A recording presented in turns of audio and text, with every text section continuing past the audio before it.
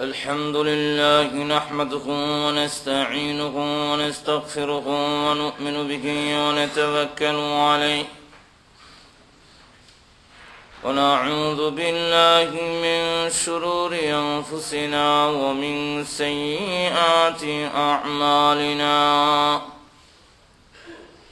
من يهده الله فلا مضل له ومن يضلله فلا هادي له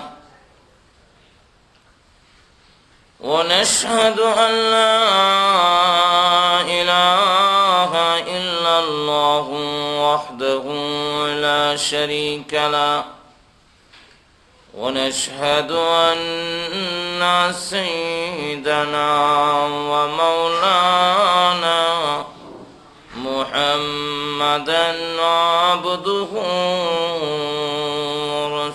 ورسوله الذي أرسل إلى الناس كافة بشيرا ونذيرا وداعيا إلى الله بإذنه وسراجا منيرا أما بعد فقد قال الله تعالى في كلامه المجيد وفرقانه الحميد أعوذ بالله من الشيطان الرجيم بسم الله الرحمن الرحيم من عمل صالحا من ذكر أو أنثى وهو مؤمن فلنحيينه حياة طيبة ولنجزينهم أجرهم بأحسن ما كانوا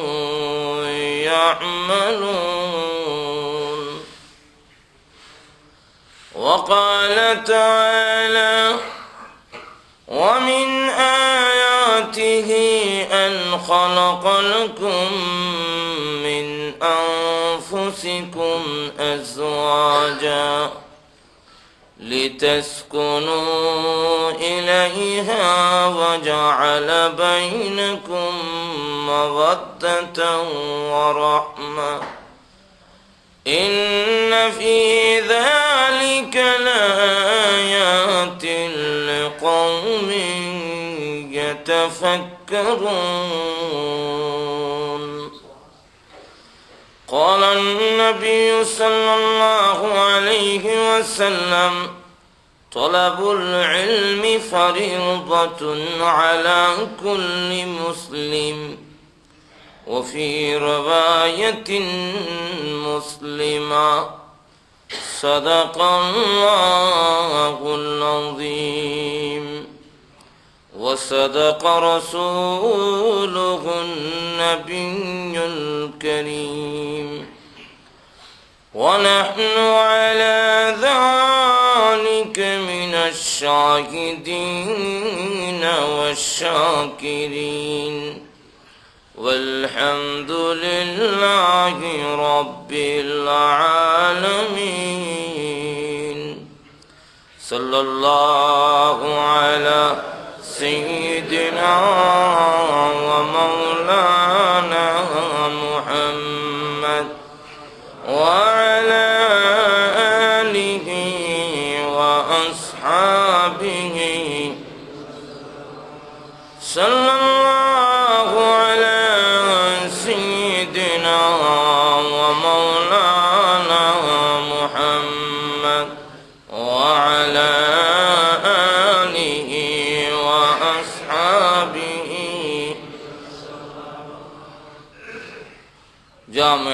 জামিয়া মদিনাতুল উলুম মহিলা মাদ্রাসা কর্তৃক আয়োজিত আজকের এই ইসলামী মহাসম্মেলনে অত্যন্ত শ্রদ্ধেভাজন সভাপতি,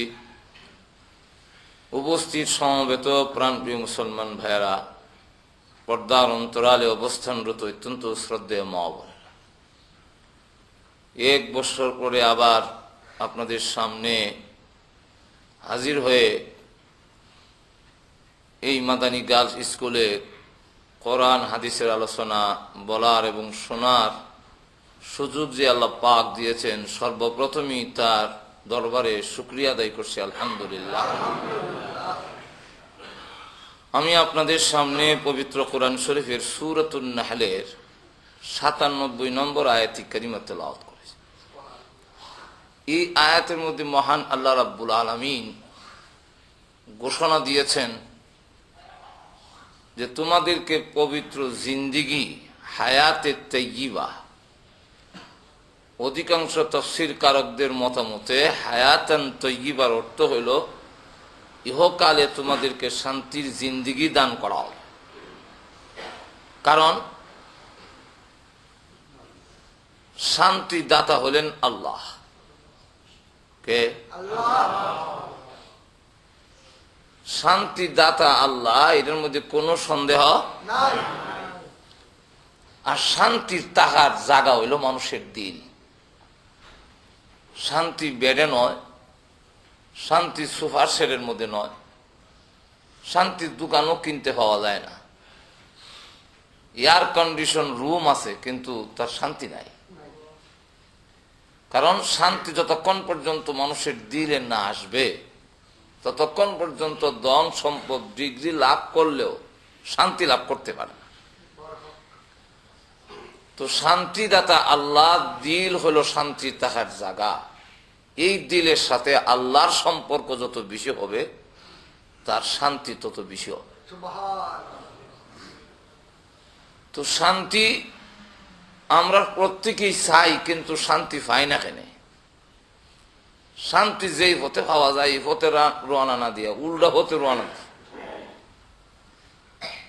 শান্তি পাওয়ার জন্যে কি শর্ত পালন করতে হবে? আল্লাহ বলছেন ফালানুহইয়ান্নাহু হায়াতান তাইয়্যিবা, তোমাদেরকে হায়াত মানে জীবন, লাইফ, তাইয়্যিবাতান অর্থ হলো পবিত্র, অর্থাৎ তোমাদেরকে পবিত্র শান্তির জিন্দিগি দেওয়া হবে। আর পরকালে মৃত্যুর পরে এর জাযা, এর প্রতিদান, বিনিময় আল্লাহ রাব্বুল আলামিন অবশ্যই দিবেন। তাহলে সেই শান্তির জিন্দিগি পাইতে গেলে আমরা করণ লাগবো কিতা? আল্লাহ রাব্বুল আলামিন এই আয়াতের মধ্যে বাতাই দিয়েছেন যে মান আমিলা সালিহাম মিন যাকারিন আও উনসা ওয়া হুয়া মুমিন, যেই ব্যক্তি পুরুষ হোক আর নারী হোক, কারণ আল্লাহ রাব্বুল আলামিন অসংখ্য অগণিত মাখলুক সৃষ্টি করেছেন, কিন্তু প্রত্যেকটা মাখলুকে আল্লাহ জোড়া জোড়া সৃষ্টি করেছেন। এক আয়াতের মধ্যে আল্লাহ বলছেন প্রত্যেকটা মাখলুকে আল্লাহ জোড়া জোড়া বানাইছেন, একদল পুরুষ আর একদল নারী। যেমন আসমান হলো পুরুষ আর জমিন হলো নারী, মহিলা। আসমান বেডা আর জমিন হলো বেডি। তো আসমান থেকে পানি বর্ষণ হয়, জমিন এই পানি গ্রহণ করে। যেই মাটি পানি গ্রহণ করে না, এই মাটির কোনো উন্নতি নাই। যেমন হাতরে পানি গিলে না, কিয়ামত পর্যন্ত বৃষ্টি হইল হাতর নরম হয়নি, পানি গিলে না। আর না গিলার কারণে হাতরের মধ্যে বাচ্চা হয়নি, গাছগাছালি। জোরে হোকা। যেই জমিন, যেই মাটি পানি গ্রহণ করে, আসমান থেকে যে পানি বর্ষণ হয়, তখন এই পানি জমিন নামক যে বেটি মহিলা আছে তার পেটের ভিতরে পানি যায়, গেলে পরে এই পানির মাধ্যমে জমিনের পেটের ভিতরে বাচ্চা জন্ম হয়। এই বাচ্চার নাম হলো গাছগাছালি। কি বলেন? ঠিক নেই?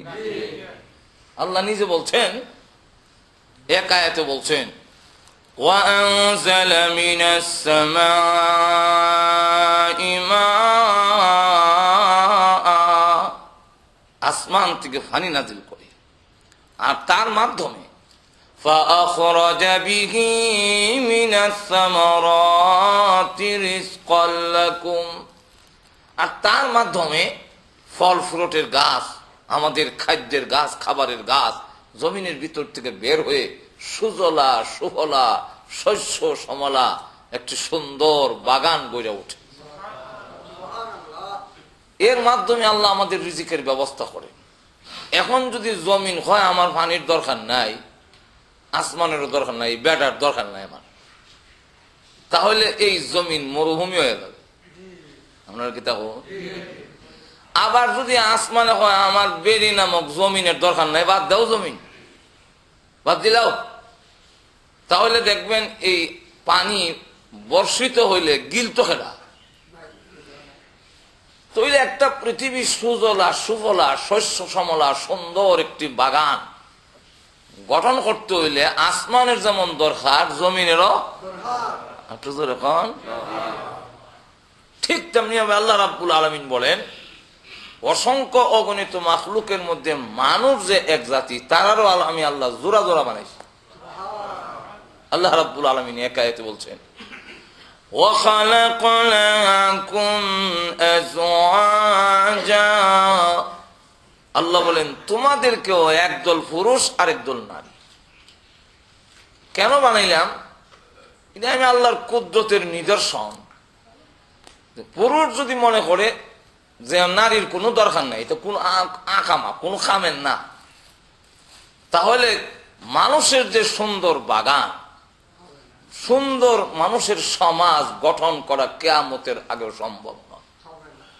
হইব খালি পুরুষে পুরুষে হইব কোনটা? এখন দেখা যায় যদি পুরুষ যেমন দরকার, এই সুন্দর মানুষের বাগান সাজাইতে হইলে মেয়ে লোকেরও দরকার। এখন ঠিক নেই, মেয়ে লোকে যদি আবার হয় বেড়েন তার কোনো দরকার নাই, তা বাদ দিলেও সব, তাহলে শুধু মহিলাই এই পৃথিবী হবে না, দুটোরই দরকার। তবে আল্লাহ রাব্বুল আলামিন করছেন কি, যে মহিলাকে আলাদা না বানাইয়া আল্লাহ তাম পৃথিবীর মাটির সার নির্যাস দিয়া আদম আলাইহিস সালামের বডিটা তৈরি করছে। আদম নামক পুরুষের যে বডিটা তৈরি করছে, পৃথিবীর এমন কোন জায়গা নাই যে জায়গার মাটি আইনা আদমের শরীর লাগাইছে না। পৃথিবীর সব জায়গার মাটি ওনার নাম হয়ে রাখছে আদম। আদম শব্দের অর্থই হলো ভূপৃষ্ঠ, এটা হাসিতে হয় রুয়ে জমিন, ভূপৃষ্ঠ নামের অর্থই। তাম পৃথিবীর ফিড হইল আদম। ওনার দেহের মধ্যে প্রত্যেক জায়গার এক সিমডাইন মাটি লাগানো হয়েছে, কিন্তু ওনার জোড়া সৃষ্টি করলেন হাওয়া। আল্লাহ ইচ্ছা করলে আর এক খাবলা মাটি দিয়া হাওয়া নামক বেডি বানাইতে পারত, কিন্তু বানাইলে কি তুইব দুই জায়গার থেকে মাটিতে বানাইলে মিল হইতো না। আমরা বাংলাদেশে আগে মাটি দিয়া গড় লেপত, দুই জায়গার থেকে মাটি আইনে লেপলে দুই মাটি আর মিলে না। তো পুরুষের আর নারী এই দুইজন মিলে একটা সংসার হবে, একজনের সাথে যদি একজনের মিল না থাকে দন হইব, ঠিক হই গাড়ির মালিক হইবেন, কিন্তু শান্তি আল্লাহর রহমতে বিদায় হইয়া আসমান উড়ে যাব। তাহলে ফ্যামিলি সুখের এবং শান্তির হইতে গেলে একজনের প্রতি আরেকজনের মহব্বত থাকতে হইব। আমরা কি দেখো, একজনের প্রতি আরেকজনের আকর্ষণ তখন লাগবো, মহব্বত তখন লাগবো। এটা আলাদা হইলে হইতো না। এখন পুরুষের বুকের বাঁকা হাড্ডির থেকে, প্রত্যেকটা পুরুষের বুকের বাঁকা হাড্ডির থেকে আল্লাহ তার জোড়া সৃষ্টি করছে। কেন করলেন? করার কারণ হলো পুরুষকে এই কথা বোঝাবার জন্য, ও পুরুষ তোমার যে বউ এটা তোমার শরীরের একটা অংশ। আমার অংশ যদি আমার স্ত্রী হয়ে থাকে অবশ্যই তার জন্য আমার মায়া হইল। যেমন আমাদের শরীরের যে কোনো একটা অঙ্গের মধ্যে দোষ থাকলে দেখবেন এটা বুড়া রাখে, আরেকজনকে দেখায় না। আমরা গুমো ধরে লিখে না, এটা আল্লাহ কিছু তো।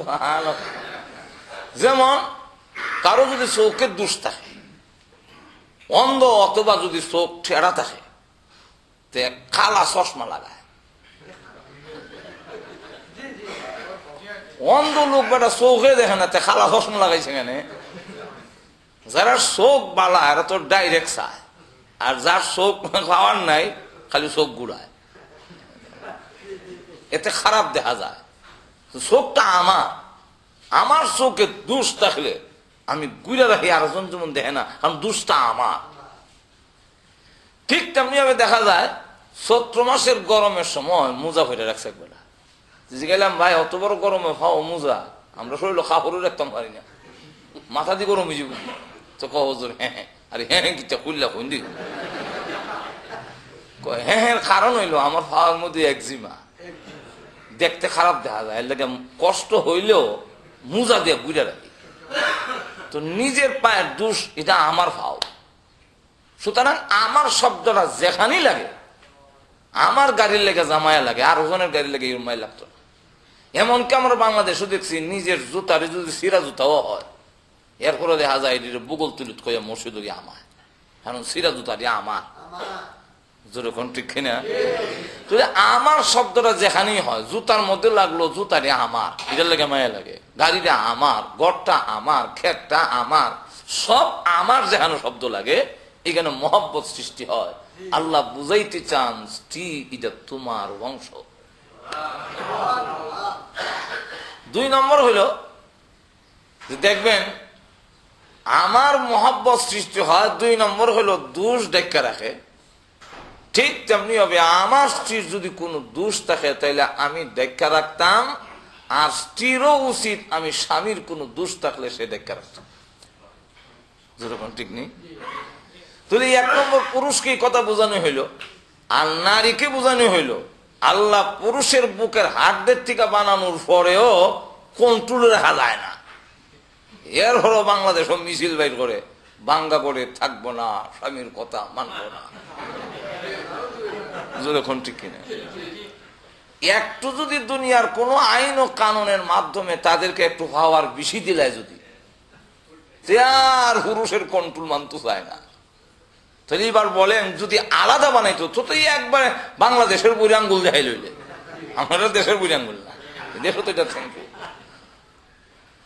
আল্লাহ রাব্বুল আলামিন নারীদেরকেও বলতেছেন তুমি যত বড় হও এই কথা ইয়াদ রাখো যে পুরুষের বাঁকা হাড় থেকে তোমারে বানাইছে, তোমরা তার কর্তৃত্ব, তার শাসন মেনেই চলতে হবে। ঘুমাই গেছেন কি? যত বড়ই হও। আমরা দেশে বাঁশ থেকে আবার একটা ডাল বাড়িলে এটা সিংলা, এখন শুনুন আপনারা সিংলা, এখন সিংলা যদি বাঁশ থেকে বড় হয়ে যায় এটা কিরম হইব? আমরা দেশে এমনি কয় কি রে বাঁশ থেকে যেমন সিংলা মুড় হয়েছেন নাই। এখন বাঁশের একটা শাখার নাম হলো সিংলা, গাছের ডাল, মূল হলো বাঁশটা। ইটার থেকে যদি সিংলারে আলাদা করিলায় তাহলে আর তার যে সচেতনতা, তার মধ্যে যে একটা মানে জীবন্ত অবস্থা, এটা আর থাকবে না, সে চুলার উপযুক্ত হয়ে যাবে।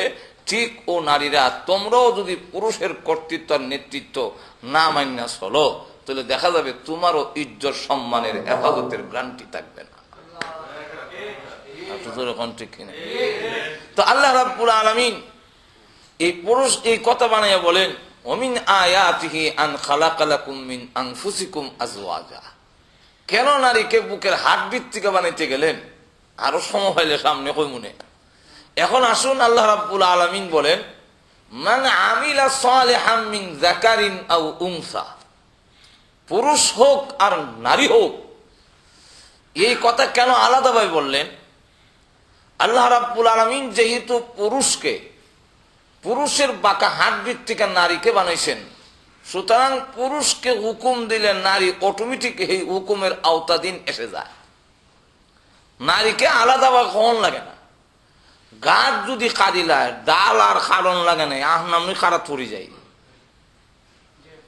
হ্যাঁ না কই, গাছ যদি কাঁদিলায় ডাল আর কারণ লাগবো, এমনিতে পড়ে যাব। তো পুরুষকে আল্লাহ হুকুম দিয়েছেন নামাজ পড়ো, নারীকে বলেন নাই। এর অর্থ এটা নয় যে বেটেন তার নামাজ পড়ন লাগতো না, কথাটা বুঝুন। বিভিন্ন জায়গায় আল্লাহ বলছেন আকিমিস সালাহ, পুরুষ তুমি নামাজ পড়ো, আতুজ যাকাত, পুরুষ তুমি যাকাত দাও। কিন্তু ডাইরেক্ট পুরুষকে হুকুম দিল, এর ভিতরে নারীর কথা আছে, একটু জোরে কন্যা আসেনি না নাই? কিন্তু নারীরা আল্লাহ নবী বিশ্ব নবী রাহমাতুল্লিল আলামিনের কাছে গিয়া বলেন, ইয়া রাসূলুল্লাহ, আমরা তো দেখা যায় কোনো দাম হই নাই, যা হুকুম দেয় সব বানেন, এটা আমরার কথা মাতি হই। আল্লাহ তো আমরারও হইতো আছি। আল্লাহ যেমন অর্ডার দিচ্ছেন, ইয়া আইয়ুহাল্লাযীনা আমানু ইত্তাকুল্লাহ, হে ঈমানদাররা আল্লাহকে ভয় করো। এখানে আমানু এটা পুরুষকে খাতাব করা হয়েছে, নারী কেন? এর অর্থ এটা নয় যে নারীরা আল্লাহরে ডরেন লাগতো না। পুরুষ যেহেতু খাওয়া হয়েছে, পৃথিবীতে নারীও আছে, কারণ আমার শরীরের একটা অংশ হইল নারী। এই বডির মধ্যে হুকুম দিলে নারীর উপরে আপনি যাইব, ঠিক না? ঠিক না? কল্লার মধ্যে জ্বর উঠলে, তা উঠলে মাথার মধ্যে পানি দেয়, ঠ্যাঙ্গ আর আলাদা দেওয়ান লাগে না। হ্যাঁ না, কই না, তা উঠলে পানি কই দেয় মাথা, হাওয়া যায়নি না, বলে যায় না। মাথা পানি দিলে সমস্ত অঙ্গ প্রত্যঙ্গেই যায়, হিরা আলাদা দেওয়ান লাগে না। তো অঙ্গ প্রত্যঙ্গ যেহেতু আমার একটা অঙ্গ, আমার স্ত্রী, এই জন্য আল্লাহ পুরুষকে হুকুম দিয়েছেন। আর এর ভিতরে ভিতরে নারীরাও আছে। কিন্তু এর পরেও যখন নারীরা গিয়ে আল্লাহর রসুলের কাছে এই দরখাস্ত পেশ করলেন, ইয়া রাসূলুল্লাহ, খালি পুরুষের হুকুম দেয়, আমরা কি একবার কোনো দাম নাই? আল্লাহ রাব্বুল আলামিন বিভিন্ন আয়াতে তখন পুরুষকে যেমন বলছেন, আলাদা আবার নারীদেরকেও বলছেন। আয়াত নাযিল হইছে, ইন্নাল মুসলিমিনা ওয়াল মুসলিমাত ওয়াল মুমিনিনা ওয়াল মুমিনাত। আল্লাহ বলছেন পুরুষ মুসলমান, পুরুষ মুসলমান নারী, মুমিন পুরুষ মুমিন নারী, এভাবে পুরুষের পাশাপাশি নারীর কথাও উল্লেখ করেছেন। এবং আমার তেলাওয়াতকৃত আয়াতের মধ্যে আল্লাহ বলছেন মান আমিলা সালিহান, এখানে শুধু পুরুষের কথা বললেই হয়তো, আলাদাভাবে আবার বলেন মান আমিলা সালিহাম মিন যাকারিন আও উনসা, পুরুষ হোক আর নারী হোক, এই কথা বলে আলাদাভাবে উল্লেখ করে এই কথা বুঝাইয়া দিয়েছেন, পুরুষের যেমন সম্মান আমার কাছে আছে, একজন নারীরও ইজ্জত সম্মান আমি আল্লাহর কাছে আছে।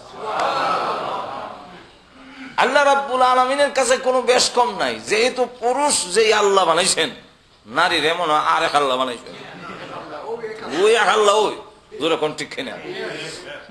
পুরুষে আল্লাহ বানান তোরে, যে আল্লাহ বানাইছেন বেটেন তোরে, ওই আল্লাহই আটু জোরে হোকা আল্লাহ বানাইছে।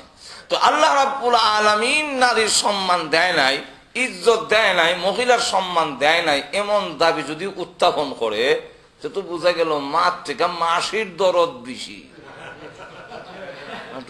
না মার থেকে মাসি, মাসি বুঝুন না আপনারা, খারে মই জোরে খারে মুই রে হিন্দুরা দেখে মাসি। তো এখন কয় মাতৃকা মাসির দরদ বেশি। মাসির দরদ যদি মাতৃকা বেশি হইয়া যায়, তাহলে এটার মতলব বালা থাকে না, যেরকম ঠিক কিনা? আর মার চাইতে মাসির দরদটা নিচে থাকবে, উপরে নয়। এখন যদি মাতৃকাও মাসির দরদ বেশি দেখায়, তাহলে এখানে মতলব খারাপ থাকে। আপনার মুইর ঘরের বউ কান্দ তুল্লা দেওয়ানোর সম্ভাবনা আছে, না? কারণ মামলেট খাওয়ায়, দুধের সর খাওয়ায়। আপনি বললেন আমার মা ও তো আদর করে না, আমার মুই যত আদর করে, মুই মনে মনে এলো আদর করে কোন রকমে বইন হুয়ারে যদি বুঝাই লিতাম পারি, তাহলে আমার পুরীরা তার খান্দ তুলে দিন। মার থেকে মাসির দরদ বেশি হইলে এটার যেমন মতলব খারাপ, ঠিক তেমনি হবে আল্লাহ রাব্বুল আলামিন আমাদেরকে সৃষ্টি করেছেন। আল্লাহর চাইতে নারীবাদীরা যদি নারীর পক্ষের বেশি দরদ দেখায়, তাহলে এতে বুঝতে হবে এটার মতলব ভালো না, এটারও মতলব ভালো না। এটা স্লোগান দিব দিয়া এরার স্বার্থ হাসিল করার লেগে। আল্লাহ বলেন আমার কোনো স্বার্থ নাই। আল্লাহ রাব্বুল আলামিন পুরুষকে যেমন সম্মান দিয়েছেন, আল্লাহ রাব্বুল আলামিন পৃথিবীতে যেমন পুরুষকে সালাম দিয়েছেন, নারীকেও সালাম দিতে আল্লাহ একটুকু দ্বিধা করেন নাই। আবু বকর সিদ্দিক রাদিয়াল্লাহু আনহু পৃথিবীতে থাকা অবস্থায় যেমন আল্লাহর সালাম পেয়েছেন, খাদিজাতুল কুবরা রাদিয়াল্লাহু আনহা তিনিও দুনিয়াতে থাকা অবস্থায় মহান আল্লাহ সালাম পৌঁছাইয়া দিয়েছেন। হযরত আবু বকর সিদ্দিক, ওমর, ওসমান, আলী ওনাদেরকে যেমন দুনিয়াতে জান্নাতের সার্টিফিকেট দিয়েছেন, আল্লাহ রাব্বুল আলামিন মহিলাকেও কম সম্মান দেয় নাই। হযরত খাদিজাতুল কুবরা, হযরত ফাতেমা ওনাদেরকে দুনিয়ার থাকতে জান্নাতের সার্টিফিকেট দিয়েছে। হাদিস শরীফের মধ্যে আসছে, প্লেট দিয়া বর্তন দিয়া খাওন লইতেছে খাদিজাতুল কুবরা, জিবরাইল আলাইহিস সালাম রাসূলের দ্বারে বসা। এমন সময় বলেন, ইয়া রাসূলুল্লাহ, এই মুহূর্তে মহান আল্লাহ খাদিজাতুল কুবরাকে সালাম দিয়েছে। হযরত ফাতেমা রাদিয়াল্লাহু আনহাকে তো সালাম পেয়েছেন। এটা মনে করেন না আমরা দেশে কিন্তু স্বজন প্রীতিতা, আমরা রাগ হইয়েন না, হইতাম নি। আমাদের দেশে শেখ হাসিনার থেকে যোগ্য কোন মহিলা যে বাংলাদেশও নাই, এরকম নাই। কিন্তু বঙ্গবন্ধুর কন্যা হওয়ার কারণে প্রধানমন্ত্রী হওয়ার সুযোগ পেয়ে যায়। খালেদা জিয়ার চাইতে যে আর শিক্ষিতা মহিলা বাংলাদেশও নাই, এরকম নাই। কিন্তু জিয়াউর রহমানের বউ হওয়ার সুবাদে প্রধানমন্ত্রী হয়ে যায়। যেরকম ঠিক কিনা? আপনারা এই কথা মনে করেন না যে বিশ্ব নবীর মেয়ে হওয়ার কারণে হযরত ফাতেমা জান্নাতের সার্টিফিকেট পেয়ে দিছে, এরকম নয়। আর তো এখন না, এরকম না। আল্লাহ রাসূল সাল্লাল্লাহু আলাইহি ওয়াসাল্লাম, আবু দাউদ শরীফের হাদিস, রাসূল নিজে গেছেন হযরত ফাতেমা রাদিয়াল্লাহু আনহার বাড়িতে। হযরত ফাতেমা রাদিয়াল্লাহু আনহা এমন সুন্দরী ছিলেন, আম্মাজান আয়েশা সিদ্দিকা রাদিয়াল্লাহু আনহা বলে, একটু মেহেরবানি করে একটু একটু সামনের দিকে আইন, একটু সামনের দিকে মেহেরবানি করিয়া, তাহলে পরে যারা আসতেছে ওনাদের জন্য সুবিধা হবে। লক্ষ্য করে দেখেন যে হযরত ফাতেমা রাদিয়াল্লাহু আনহা যে সুন্দরী ছিলেন। মানুষ সুন্দর হলে তো এটার একটা অহংকার, একটা গৌরব আয়, কি বলেন, আয় না? সুন্দর বউকে রইলে একটু মালিশ করে তার চাহিদা অনুযায়ী দিয়া রাখুন লাগে, কোন সময় গোল মারে কমন যায়। হযরত ফাতেমা রাদিয়াল্লাহু আনহা এত সুন্দরী, হযরত আয়েশা সিদ্দিকা রাদিয়াল্লাহু আনহা বলেন যে ফাতেমা যখন আমার ঘরে আসতো এশার নামাজের পরে, কোনো লাইট নাই, কোনো আলো নাই, এমত অবস্থায় আমি তার চেহারার সামনে সুইচ ধরলে আমার হাতের সুইচ দেখা যেত। আর যদি প্রধানমন্ত্রীর কন্যা হয়, অর্থমন্ত্রীর যদি মেয়ে হয়, তাহলে বড় লোকের মেয়ে হইলে কিছুটা একটু আত্মদেমাগ থাকাটা স্বাভাবিক। একটু জোরে কন না। তখন দেখা যায় যে আমার বউর মুড়ি দিয়ে জঙ্গল, আমার বউয়ের বাপ হইল অর্থমন্ত্রী। আর বিশ্ব নবী রাহমাতুল লিল আলামিন, আল্লাহর পরে যার সম্মান, তার মেয়ে বিয়া দিছেন হযরত আলীর কাছে। এমন গরিব, 3-4 দিন যায় চুলাত আগুনই দিতে পারে, মাথার থেকে পা পর্যন্ত ডাকবার মতো খাপন নাই। নিজের হাতে সব ঘরের কাম করে। আমরা দেশের মহিলারা যদি ঘরের একটু কাম করে, সুবহানাল্লাহ, না ফুলানি কোনটা না হইল খালি না ফেটার ফেটার করে। আর হযরত ফাতেমা রাদিয়াল্লাহু আনহা নিজের হাতে জাতা ঘুরাইতে ঘুরাইতে হাতের মধ্যে খড় হুড়ি সার্ফ লাই না, এখন তো ওয়াশিং মেশিন দিয়ে কাপড় ধুয়ে লাই, এর ঘর তো এখন ঠিক নেই। আর ভানি তো খালি টাফ সারলই ভানি আয়। আর হযরত ফাতেমা কুয়ার থেকে ভানি উঠাইয়া মশক, এটার আগে মশক হইতো, আমরা দেশের কলসি, কোমরে দাগ ফুরি গেছি। এই অবস্থায় যদি হযরত ফাতেমা রাদিয়াল্লাহু আনহা বলতেন যে এই মন অভাব অনটনের সংসার আমি করতাম না, আলীরে বাদ দিলেন, যদি বাদ দিলেই তো তাহলে ফাতেমার জন্য স্বামীর অভাব আছে না। বউ সাহাবি রেডিও বুঝিছে আলী বাদ দিলে বিয়া করে লিব আর তোদের এখন না ধনী ধনী সাহাবি হযরত আব্দুর রহমান ইবনে আউফ রাদিয়াল্লাহু আনহু বিরাট বড় ধনী সাহাবি, যার উটের সংখ্যা ছিল 1000, ঘোড়ার সংখ্যা আছিল 1000, আর ছাগল বকরি আছিল 10,000। ওনার ইন্তেকালের সময় ওনার ব্যাংক ব্যালেন্স হইল 10,20,00,000 স্বর্ণের দিনার, স্বর্ণের টাকা, স্বর্ণের। উনার ইন্তেকালের পরে উনার সন্তানেরা সম্পত্তি বন্টন করে নিতে গিয়া কুড়াল দিয়া যে ছেদাইছে স্বর্ণ খাটছে, যে কুড়াল বুতুইছে। জান্নাতের সার্টিফিকেট প্রাপ্ত সাহাবী রেডিও বইছে যদি খালি সুযোগ পায়। কিন্তু হযরত ফাতেমা রাদিয়াল্লাহু আনহা কোনদিন একটা দুঃখ প্রকাশ শব্দ করলেন। আল্লাহর রাসূল আবু দাউদ শরীফের হাদিস, রাসূল নিজে গেলেন, গিয়ে দরজার সামনে ডাক দিলেন, ফাতেমা দরজা খোলো, আমি তোমার আব্বা আইছি।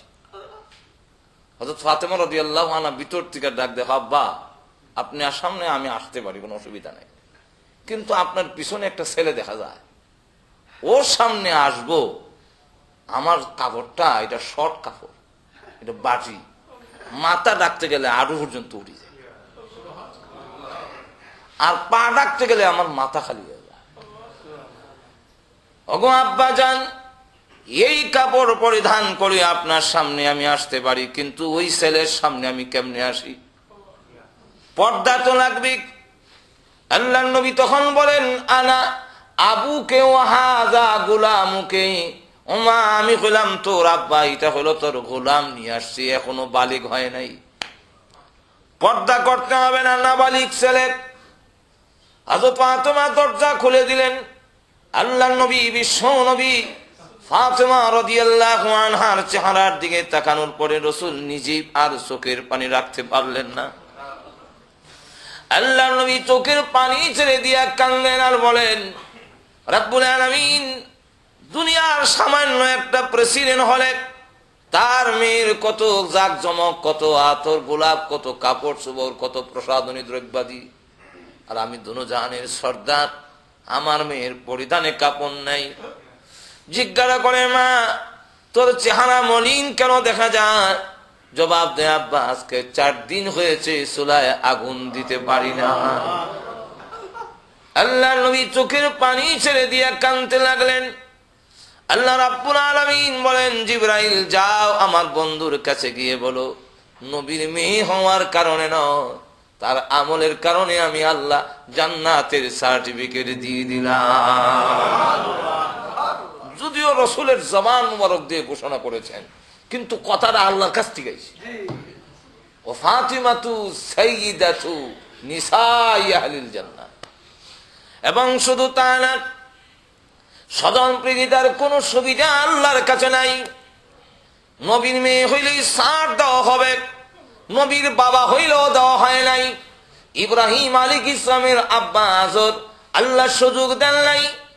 হযরত নূহ আলাইহিস সালামের ছেলে যখন বন্যায় ধ্বংস হয়ে যায়, নূহ আলাইহিস সালাম বলেছিলেন, ওয়ানাদা নূহুর রাব্বাহু ফাকাল রাব্বি ইন্নাবনি মিন আহলি, আল্লাহ এটা আমার ছেলে, আমার সামনে ধ্বংস হয়ে যেতেছে, তুমি না বলেছো আমার পরিবারের যারা তাদেরকে ধ্বংস করবে না। আল্লাহ রাব্বুল আলামিন ডাক দিয়ে বলেন, ক্বালা ইয়া নূহু ইন্নাহু লাইসা মিন আহলিক, এটা তোমার পরিবারের নয়, তোমার পরিবার বলে তুমি স্বীকার করো না। নূহ আলাইহিস সালামের ছেলে কানান রক্ষা পেল না। আল্লাহ রাব্বুল আলামিন এমন স্বজন প্রীতিতা করেন না, হযরত ফাতেমার আমলের কারণে জান্নাতের সর্দারনি বানায়া দেওয়া হয়েছে। লক্ষ্য করে দেখেন, হযরত ফাতেমা রাদিয়াল্লাহু আনহার কবর খনন করার পরেও ওনার ওসিয়ত ছিল, ফতোয়ায়ে রাহিমিয়ার মধ্যে আল্লামা সৈয়দ আব্দুর রহিম উনি ওনার কিতাবে লেখছেন ওনার ওসিয়ত গুলো। ওসিয়তের মধ্যে একটা ওসিয়ত ছিল যে আমারে যে সময় কবরস্থ করা হয় রাতের বেলা অন্ধকারে কইরেন, যাতে কোনো পুরুষ উকি দিয়া কবরে আমার লাশটা কতদূর মোটা, কতটুকু লম্বা, এটা যেন কেউ অনুমান করতে না। কবরে রেখে দিলে তো আর কাফনের কাপড় দিয়ে যখন মাথায় পায়ে বান দেওয়া হবে তখন তো শরীরটা টাইট হয়ে যাবে। সুবহানাল্লাহ বলবেন। আর আমাদের দেশের ফাতেমার উত্তরসূরিরা জিন্সের ঠিক কিনা? এটার নাম কি স্বাধীনতা? এর নাম কি সম্মান? হ্যাঁ, আমার লক্ষ্য করে দেখেন, হযরত ফাতেমা রাদিয়াল্লাহু আনহার ওসিয়ত অনুযায়ী রাতের অন্ধকারে ওনার কবরে রাখা হয়েছে।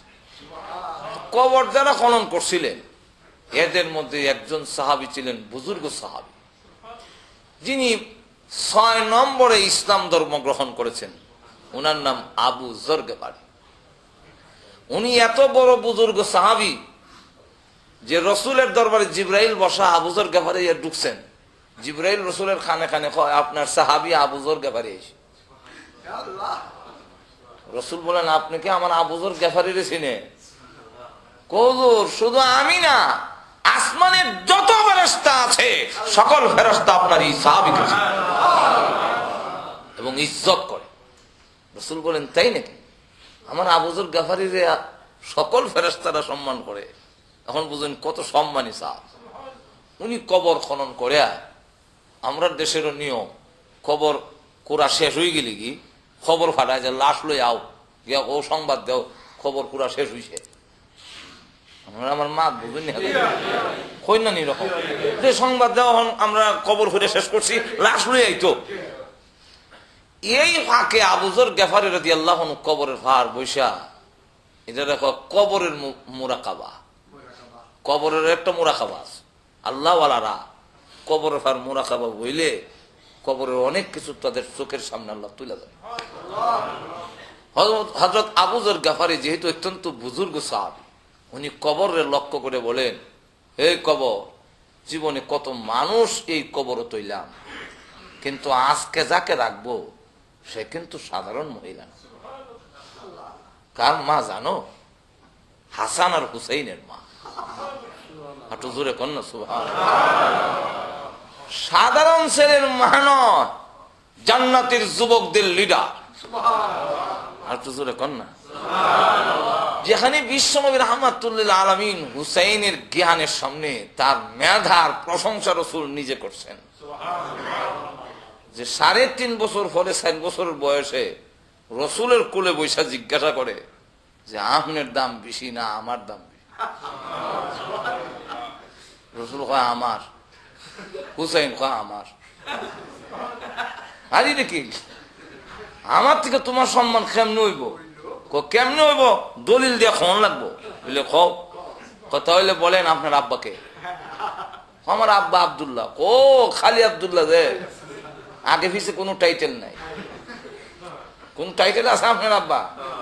না, আপনি কি আমার আব্বারে চিনেন?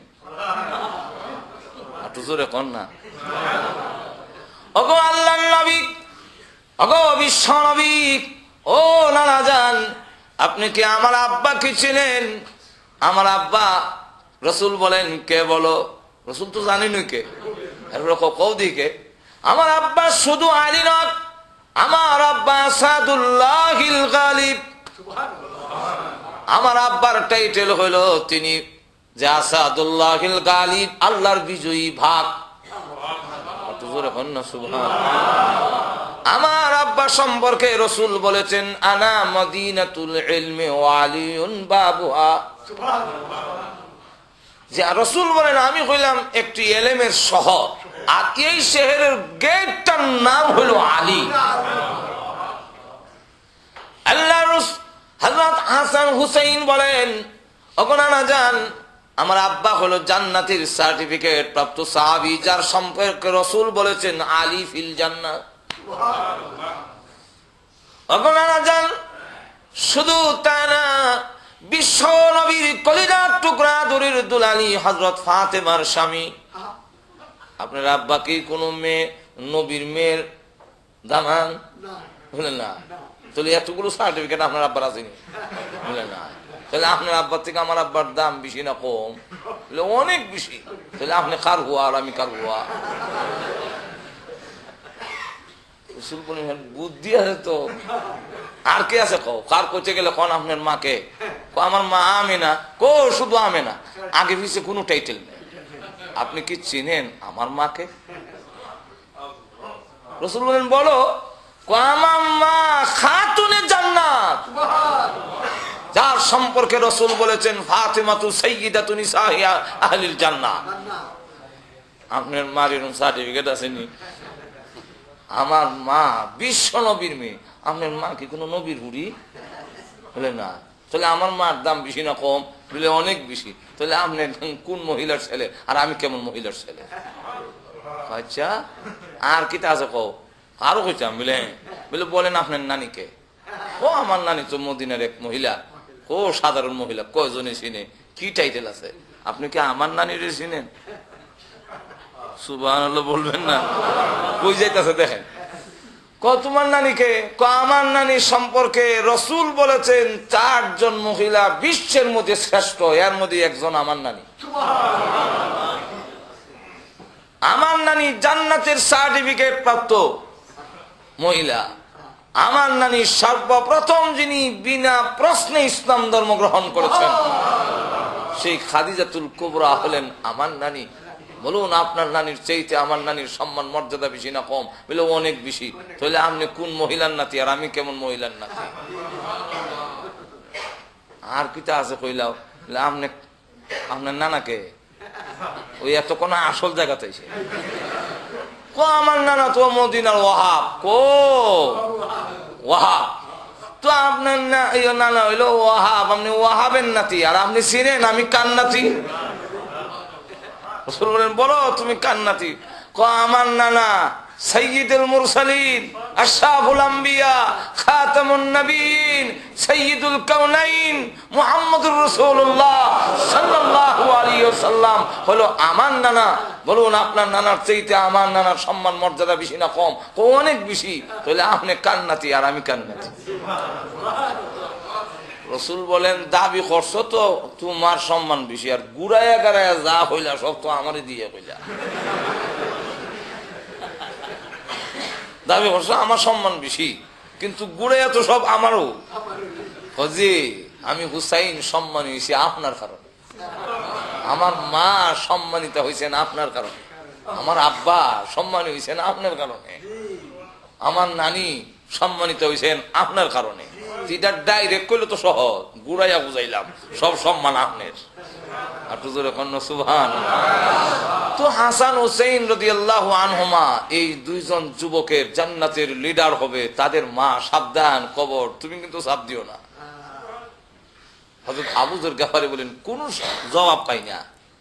আবার ডাক দিয়ে বললাম, এ কবর, তোমার ভিতরে যাকে রাখা হবে সে কি জানো? সাবধান, চাপ দিও না। তুমি নাকি চাপ দিয়ে হাড়গুলো ভেঙে চুরমার করে দাও। সাবধান করে দিলাম, এই মহিলাকে চাপ দিও না। সাধারণ লোকের স্ত্রী নয়, তিনি হলেন জান্নাতের সার্টিফিকেট প্রাপ্ত বড় আলেম, বড় মুজাহিদ হযরত আলী রাদিয়াল্লাহু আনহুর স্ত্রী। সাবধান, তুমি চাপ দিও না, কষ্ট দিও না।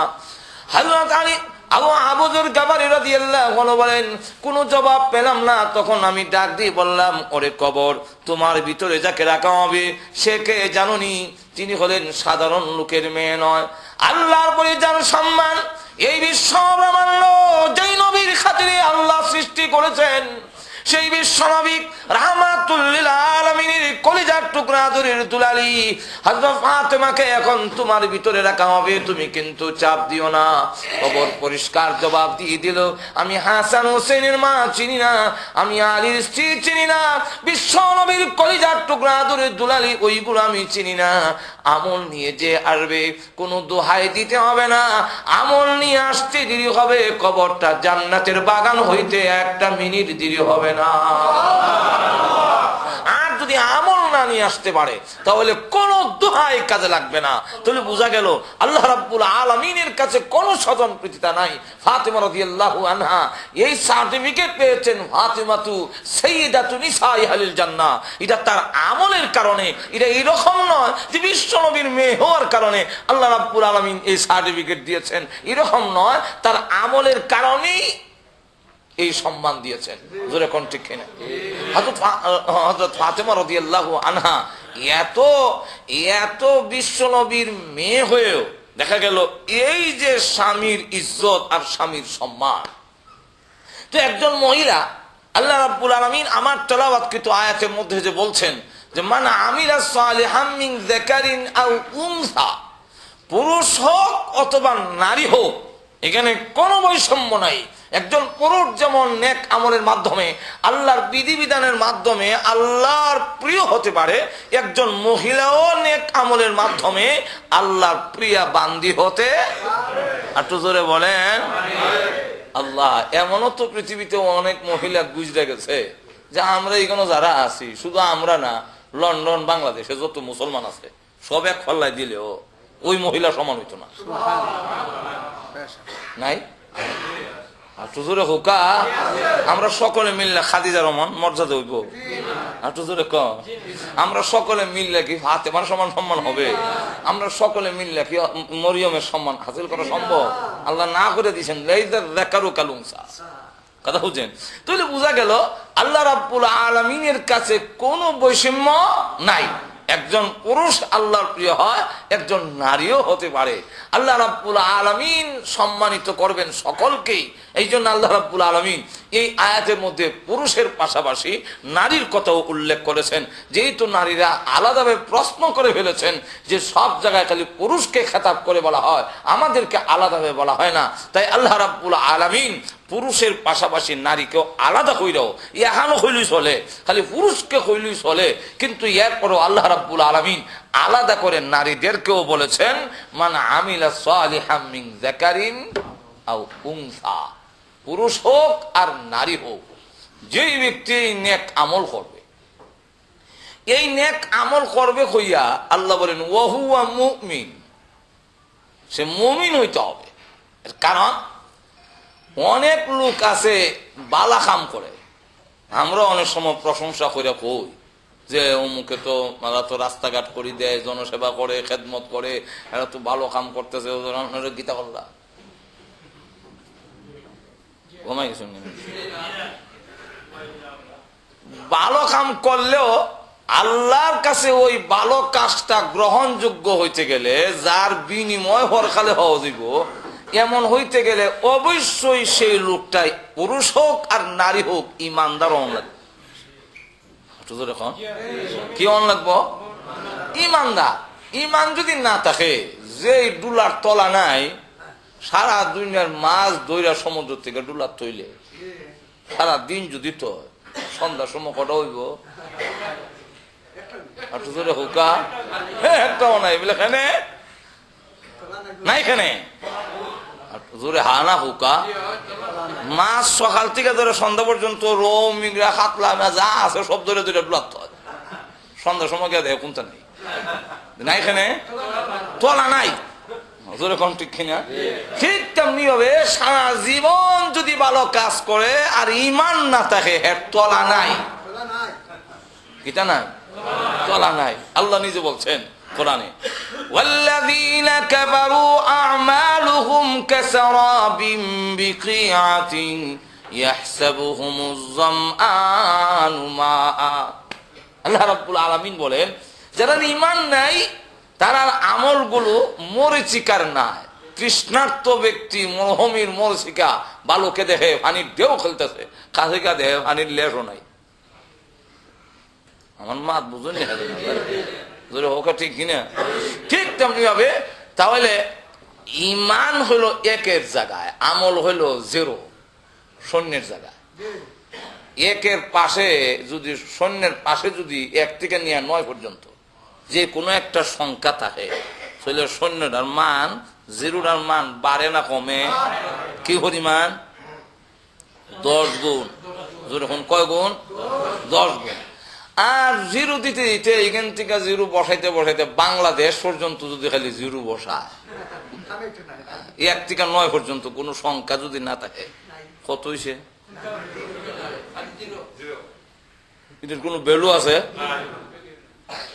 আল্লাহ রাব্বুল আলামিন তাই বলেন যে নেক আমল গ্রহণযোগ্য হইতে গেলে অবশ্যই তার ঈমান থাকতে হবে। আবার আমরা দেশেরই একদল আছে, এরা ঈমান থাকলেই হয়, নামাজ রোজার দরকার নেই। এটা আপনার এই দেশও হয়েছে না, কিন্তু বাংলাদেশও সার দোকানও বইয়া মাতে নামাজ না ভরতাম পারি, রোজা না রাখতাম পারি, ইমান বড় শক্ত। কথা আমারে ওই ইমান বড় শক্ত, ইমান ঠিক থাকলেই হয়। এখন হ্যার যে ইমান ঠিক আছে এটা কেমনে বুঝতাম? আমি যদি বলি যে এই ইংল্যান্ডের যত জায়গা আছে সব আমার, দাবি করুন তো সহজ, কিন্তু খারা তখন লাগবো তো হইয়া এই জায়গা আমার, এই হল যদি আমি দাবি করলে এই বিল্ডিং মালিক আমি, হইয়া তো হারা তখন লাগবো। কিছু দলিল পত্র দেখাই লাগবে না, খালি দাবি করলেই হবে না, তার ডকুমেন্ট তার দলিল দিতে হবে। তা আপনি যে মুমিন, তার ডকুমেন্ট কি, তার দলিল কি, তার প্রমাণ কি? তার প্রমাণের নাম হলো আমল। না আল্লাহ নিজে বলছে فَلَيَعْلَمَنَّ اللَّهُ الَّذِينَ صَدَقُوا وَلَيَعْلَمَنَّ الْكَاذِبِينَ। আল্লাহ রাব্বুল আলামিন বলে যে ইমানের দাবিতে কে সত্যবাদী আর কে মিথ্যাবাদী এটা প্রকাশ করার জন্য আমি দিয়েছি আমল, বিধান, যে কে মানে আর কে মানে না। আপনি ইমানদার, প্রমাণ কি? নামাজ পড়ি। প্রমাণ কি? আমি নামাজ পড়ি, আমি ইমানদার। আপনি যে ইমানদার, প্রমাণ কি? দেখো, দেখুন আমি সুদ খাই না, তোরকম ঠিক খাই না। আপনি একজন মহিলা, আমি ইমানদার মহিলা, তার প্রমাণ কি? ইমানদার মহিলা। আপনার প্রমাণ কি? খালি খাতায় পত্র লেখলই ইমানদার হয়ে যায় কিনি? খালি বুঝেছি গরু খাইলেই মুসলমান হয়ে যায়। আমরা মনে করি কিছু আনুষ্ঠানিক কিছু মানলে বাপরে মুসলমান, ঠিক নেই। না না, আমি যে মুসলমান, আমি একজন মুমিন, তার প্রমাণ হইল যে আমি আল্লাহর বিধান মেনে চলি, এই কারণে যেহেতু আমি ইমানদার, আমি একজন মুমিন। ঠিক কিনা? পর্দার বিধান মানি, কেন মানলাম? কেন নেকাব লাগানো হইল? যে আমি একজন মুমিন। ঠিক কিনা? একজন মুমিন নারীর মর্যাদা কোটি কোটি কাফের যদি আরেক পাল্লায় ওজন দেওয়া হয়, তাম পৃথিবীর সমস্ত ইমান নাই যারা, এমন মহিলা যদি এক পাল্লা রাখা হয়, আর একজন মুমিন যে কোনো বংশের হোক, যেই কোনো গরিবের হোক আর ধনী হোক, খালা হোক আর দলা হোক, যাই হোক না কেন, যদি এক পাল্লা রাখা হয়, সমস্ত ইমান ছাড়া মহিলার চাইতে একজন মুমিন মহিলার ইজ্জত সম্মান আল্লাহর কাছে অনেক বেশি। আল্লাহ নিজে বলছেন, এটা আমার বানাইল কোনো কথা না। আল্লাহ নিজে কোরআনে বলেন, ওয়ালা আমাতুম মুমিনাতুন খায়রুম মিন মুশরিকা। মুমিন একজন মহিলার অনেক ইজ্জত, অনেক দাম, অনেক সম্মান। তাহলে এখন আসুন, আল্লাহ রাব্বুল আলামিন বলেন যে যেই ব্যক্তি পুরুষ হোক আর নারী হোক, সে নেক সৎ কর্ম, আমরা যেটা উর্দু ভাষায় বা ফার্সি ভাষায় নেক আমল, নেক আমল, এই যে নেক আমল, এটাকে আরবিতে বলা হয় আমলে সালেহা।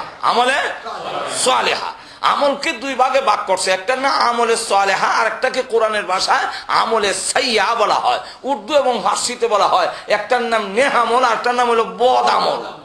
একটার নাম কি? বদ আমল।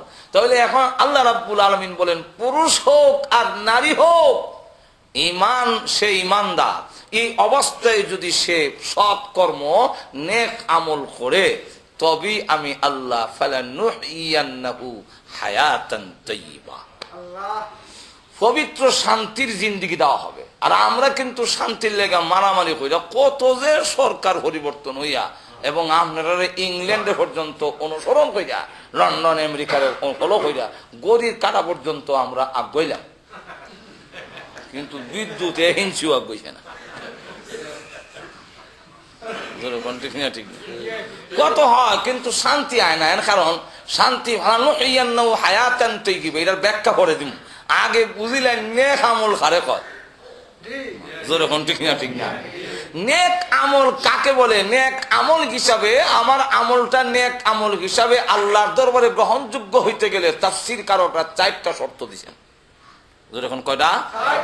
আর না হয় আমাদের দেশের অনেক নামাজি আছে, মসজিদও যায়, সকল লোকেরা জানে নামাজ পড়ে, কিন্তু হাসরের মাঠে বেনামাজির সাথে হাসর নামাজি না। আল্লাহ যখন করবো, বাক করবো, এই বেটা বেনামাজির খাতার, অথচ দুনিয়াতে ওগুলি জানে মুসল্লি। হ্যাঁ ও হয় আমি মুসল্লি। অনেক মানুষ আছে আমাদের দুনিয়াতে শেষ জানে, আমরা বাংলাদেশে দেখা যায় পেশাব করে একদল তো পানি লয় না, আরেক দল আছে পানি লয় না কিন্তু হ্যাঁ থুতু দিয়ে দেয়।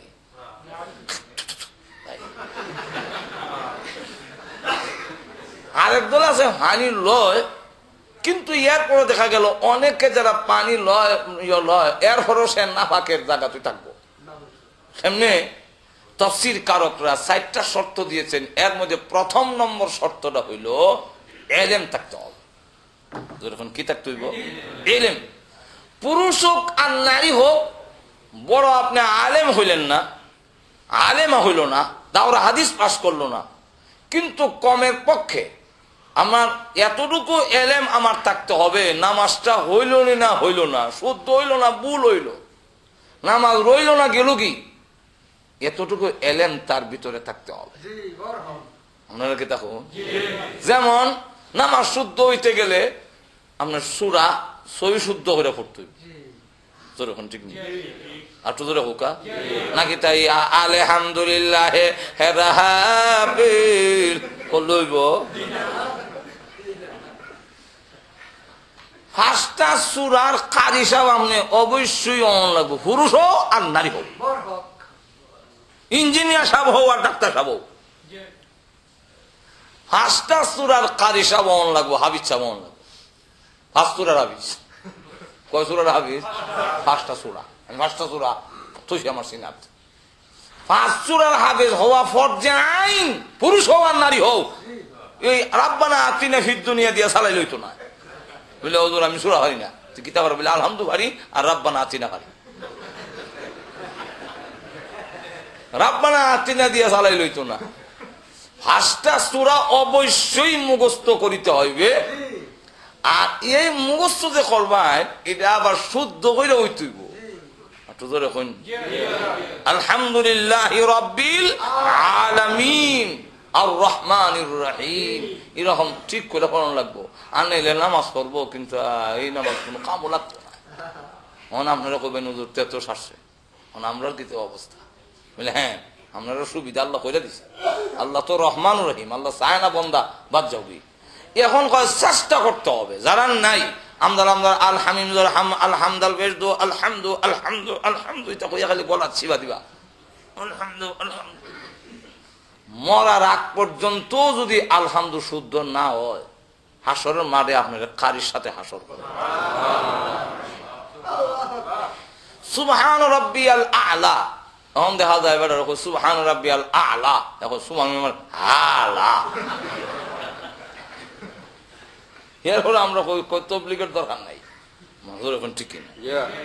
এরপরে আগে যে কইছিল বলে বউ কই তুই যায়, আচ্ছা কোনটা আমি যদি সারাদিন ওয়াশ করে গিয়া আমি বাড়িতে গিয়া আমার বউ ঠিক পাই, আর একবার বউ লইয়া আমারও তো মাথা কামা নেই।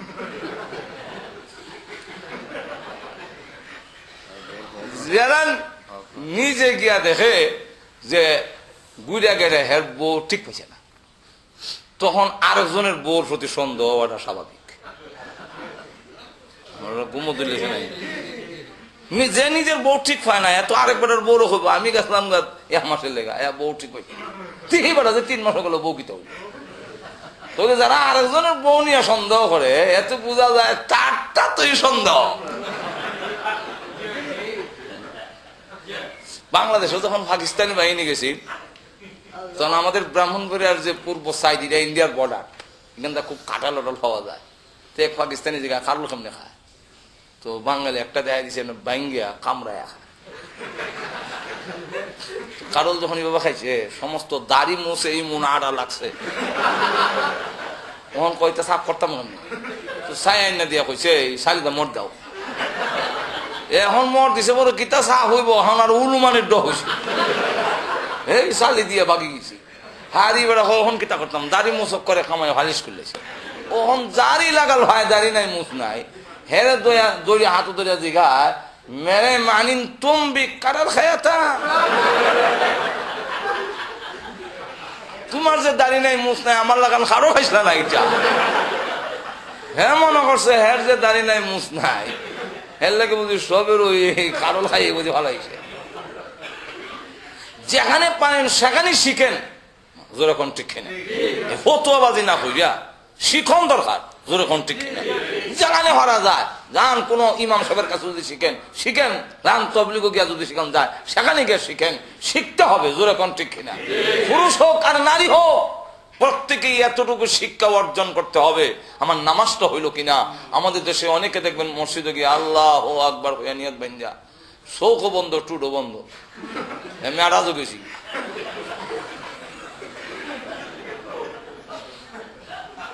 নামাজ থাকা যদি চোখ বন্ধ থাকে নামাজ হয়ে যাবো কি, কিন্তু টুট বন্ধ থাকলে নামাজ ওইটুই না।